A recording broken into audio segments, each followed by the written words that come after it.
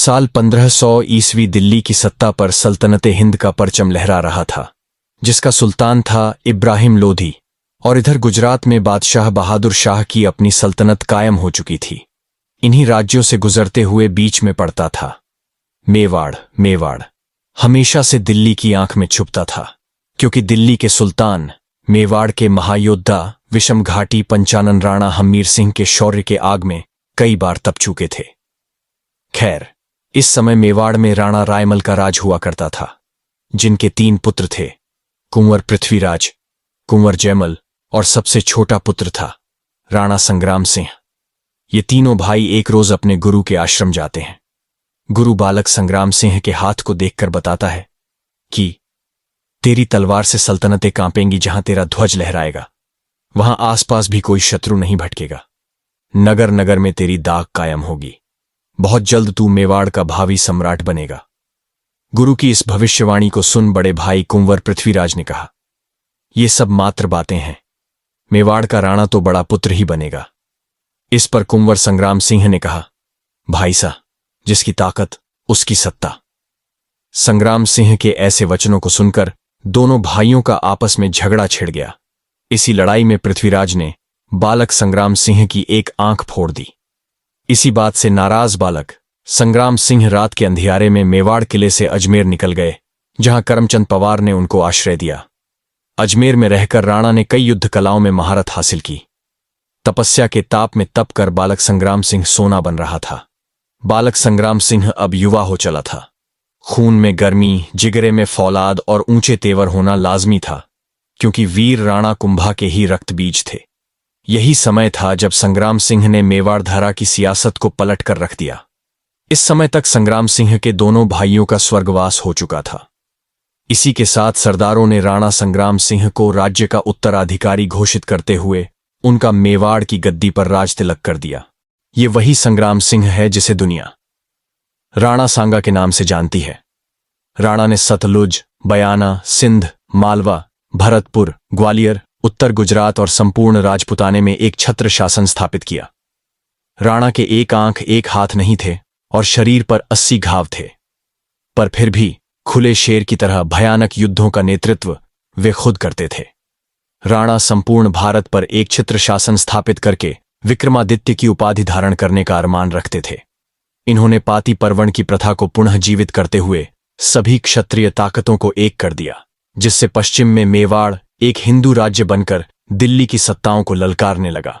दिल्ली के सुल्तान को बंदी बनाया, गुजरात के साहा को घोड़े के पीछे बांधकर मेवाड़ ले गए और बयाना के मैदानों में विशाल मुगल फौज को परास्त कर दिया। जब भारत चारों तरफ से शत्रुओं से घिर चुका था, तब ये एकमात्र योद्धा बनकर उठे। आइए हिस्टोरिकल स्टोरीज हिंदी के साथ जानते हैं राणा सांगा के इतिहास के अनसुने पन्नों की पूरी दास्तान। साल 1509 में राणा सांगा ने मेवाड़ की गद्दी संभाली।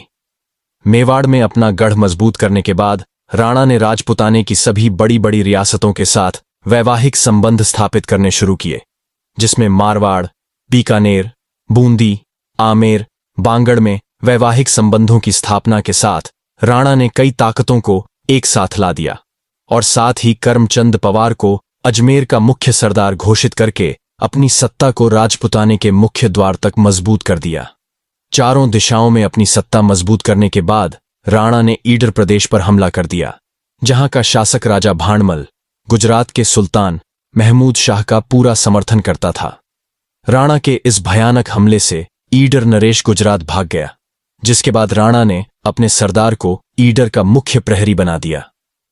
इधर मेवाड़ से दूर मालवा में सुल्तान नासिर शाह खिलजी का शासन हुआ करता था, जिसका वजीर था मेदिनी राय। मेदिनी राय खिलजी की नीतियों के पूर्ण खिलाफ था और इन्हीं बातों से तंग आकर मेदिनी राय राणा सांगा के दरबार में जा पहुंचा, जहां राणा ने मेदिनी राय को गागरोन और चंदेरी का प्रहरी बना दिया।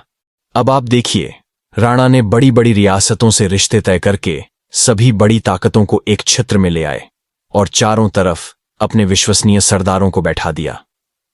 अब राणा ने महाभयानक युद्धों का शंखनाद किया। राणा की निगाहें तो शुरुआत से ही दिल्ली की सत्ता पर टिकी थी और इसी के साथ राणा ने पश्चिमी उत्तर प्रदेश के कई क्षेत्रों पर अपना ध्वज लहरा दिया और दिल्ली को आगरा पर हमले की ललकार भेजी। अब दिल्ली दूर नहीं थी। राणा की इस बढ़ती ताकत ने सबको हैरान कर दिया। इसी बढ़ती ताकत का जवाब देते हुए साल 1517 में दिल्ली के सुल्तान इब्राहिम लोदी ने तुरंत एक विशाल सेना के साथ मेवाड़ पर चढ़ाई कर दी। इस युद्ध में इब्राहिम की सेना को चारों तरफ से घेर लिया गया। इस युद्ध में राणा का एक हाथ कट गया और एक पैर पर तीर लगा, जिससे उन्होंने एक पैर खो दिया। इब्राहिम को कैद करके मेवाड़ दरबार ले जाया गया, जहां से हरजाना लेकर उसे छोड़ दिया गया। उसके 2 साल बाद फिर साल 1519 में इब्राहिम लोदी ने मियां मक्कन के नेतृत्व में राणा सांगा पर एक बार फिर हमला कर दिया। इस बार फिर राणा सांगा की विजय हुई। दिल्ली के सुल्तान को 2 बार पराजित करने के बाद संपूर्ण राजपुताने में राणा सांगा के नाम की धाक कायम हो गई और सभी ने राणा सांगा को अपना सरदार चुनते हुए उन्हें हिंदू पठ की उपाधि से नवाजा। साल 1518 में मालवा के सुल्तान महमूद खिलजी ने गागरोन पर धावे बोलना शुरू कर दिया, जिसके बाद राणा सांगा और महमूद की सेना के बीच घनघोर युद्ध हुआ। इस युद्ध में सांगा ने महमूद के सभी सरदारों को मार डाला और महमूद को बंदी बनाकर चित्तौड़ में 5 महीने तक कैद कर दिया। इतिहास करवट बदल रहा था। काबुल का बादशाह बाबर और दिल्ली के सुल्तान इब्राहिम लोधी के बीच 20 अप्रैल 1526 में पानीपत के मैदान में घनघोर युद्ध छिड़ गया। इस युद्ध के समय राणा सांगा शांत चित्त से मौके की तलाश में थे। उनको लगता था कि बाबर इब्राहिम को मारकर कुछ दिन दिल्ली में रहेगा, फिर वापस लौट जाएगा। पर ऐसा नहीं था। बाबर ने इब्राहिम को मारकर दिल्ली पर अपनी सत्ता कायम कर दी। अब भारत की स्थिति काफी बदल चुकी थी। दिल्ली की सत्ता पर सल्तनते मुगलिया कायम हो गई थी और इधर मेवाड़ एक बहुत बड़ा हिंदू साम्राज्य बन चुका था, जिसका विस्तार दिल्ली को छूता था। बाबर स्पष्ट था कि जब तक राणा सांगा जैसा योद्धा है, तब तक वो भारत पर मजबूत शासन स्थापित नहीं कर पाएगा, और इसी के तहत बाबर अपनी विशाल सेना के साथ तेहपुर सीकरी में अपना डेरा डालकर बयाना दुर्ग पर अधिकार जमा लेता है। मेवाड़ी सरदार भागता हुआ पहुंचा मेवाड़ दरबार में और राणा को सूचना दी कि काबुल की ओर से आई विशाल सेना ने हमारे दुर्ग पर कब्जा कर लिया और आपको युद्ध की चुनौती भेजी है। राणा को चुनौती का समाचार मिलते ही राणा ने महायुद्ध का ऐलान कर दिया। संपूर्ण राजपुताने में पाती पर्वन का संदेश भिजवाया गया, जिसके तहत सभी क्षत्रिय ताकतें राणा के छत्र के नीचे एक साथ मिलकर महासेना का रूप धारण कर चुकी थीं और निकल पड़े बयाना की तरफ। भयानक शंखनाद के साथ युद्ध का ऐलान किया गया। मारवाड़ नरेश मालदेव राठौर ने युद्ध की रणनीति तय की। बूंदी बागड़ से उदय सिंह अजमेर, आमेर के पृथ्वीराज, बीकानेर के कल्याणमल, ग्वालियर और बड़ी बड़ी रियासतों के महाराजा तथा अफगानी सरदारों ने राणा सांगा के नेतृत्व में 16 फरवरी 1526 को बाबर की सेना को चारों तरफ से घेर लिया और बयाना के किले पर फिर से केसरिया ध्वज लहरा दिया गया। ये बाबर की सेना की पहली हार थी, पर बाबर भी कोई छोटा मोटा बादशाह नहीं था। इतिहास बताता है कि उसकी नेतृत्व शक्ति गजब की थी। जब मुगल सेना ने इतनी विशाल महासेना का करारा प्रहार देखा, तो उन्होंने पुनः युद्ध में जाने से मना कर दिया, जिसके बाद बाबर ने सेना को कई लालच दिए, पर सेना काबुल जाने की तैयारी कर चुकी थी। अंत में बाबर ने धर्म युद्ध या जिहाद का नारा लगाया, जिसके बाद सेना वापस इकट्ठा होने लगी। इतिहास बताता है कि राणा सांगा ने बयाना पर केसरिया ध्वज लहराकर शांति कर ली, जबकि उनको तुरंत दिल्ली पर धावा बोलना चाहिए था। ऐसा न करने के कारण बाबर ने फिर से सेना तैयार की और 1 महीने बाद 17 मार्च 1527 खानवा भरतपुर के मैदानों में फिर युद्ध की तैयारियां शुरू कर दीं। जब राणा के सरदार सरहदी सुरक्षा का पहरा लगा रहे थे, तब उन्होंने राणा को समाचार भिजवाया कि हुक्म तैयार रहे। फिर एक बार युद्ध की तैयारी चल रही है, इस बार फिर पाती पर्वन के साथ, एक महाविनाशी सेना के साथ। राणा सांगा और मुगल सेना में टकराव हुआ। इस बार बाबर ने कई सारे तोप अपनी सेना के पीछे तैनात कर रखी थी। तोप जैसे हथियार के बारे में भारतीयों ने पहले कभी नहीं सुना था। जब राणा की सेना आगे बढ़ी, तब अली और मुस्तफा के नेतृत्व में तोप का मुंह खोल दिया गया। हजारों हिंदवी सिपाही ढेर हो गईं। राणा गुस्से में लबरेज होकर युद्ध क्षेत्र के बीच में जा पहुंचे, जहां बाबर ने सेना को तुलगामा पद्धति अपनाने का आदेश दिया, जिसके तहत राणा की सेना के पीछे से हमला करना शुरू कर दिया गया। इस हमले में राणा को एक तीर लगी, जिससे वे हाथी से नीचे आ गए। तुरंत झाला अज्जा ने राणा का राज चिन्ह धारण किया और हाथी पर सवार होकर युद्ध घोष किया और बाकी सरदार राणा को युद्ध क्षेत्र से बाहर बसवा ले गए। जहां राणा को होश आने के बाद राणा ने कहा, जीत की बधाई हो, पर सरदारों ने कहा कि हम अपनी धरा खो चुके हैं। हुकुम मेवाड़ प्रस्थान करने का आदेश सुनाए। पर राणा सांगा ने सरकारों को फटकार लगाई और कहा, मेरे आदेश के बिना कौन मुझे रणक्षेत्र से बाहर लाया? पुनः युद्ध की तैयारी करो, हम विजयश्री के साथ मेवाड़ जाएंगे।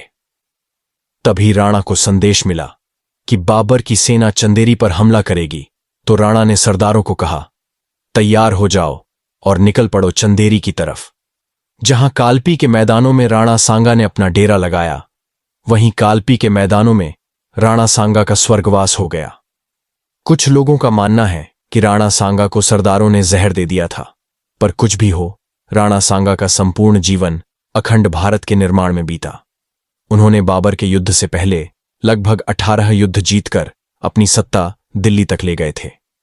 इतिहास के पन्ने बताते हैं कि राणा सांगा एक बुद्धिमान युद्ध प्रेमी, साम्राज्य विस्तार की सोच वाले एक महान योद्धा थे। अगर वह अपने सपनों में कामयाब हो जाते तो आज भारत की दशा कुछ और होती। बाबर ने खुद बाबरनामा में लिखवाया कि राणा सांगा अपनी वीरता और तलवार के बल पर अत्यधिक शक्तिशाली हो गया था। वास्तव में उसका राज्य चित्तौड़ में था। मांडू के सुल्तानों के राज्य के पतन के कारण उसने बहुत से स्थानों पर अधिकार जमा लिया। उसकी सेना में 1 लाख घुड़सवार थे। उसके साथ 7 बड़े और 104 छोटे सरदार हमेशा तैनात रहते थे। उसके 3 उत्तराधिकारियों में से यदि एक भी वैसा ही वीर और योग्य होता तो मुगलों का राज्य हिंदुस्तान में जम न पाता। इस वीडियो को बनाने में बहुत मेहनत लगी है। कृपया लाइक जरूर करें। धन्यवाद, जुड़े रहिए।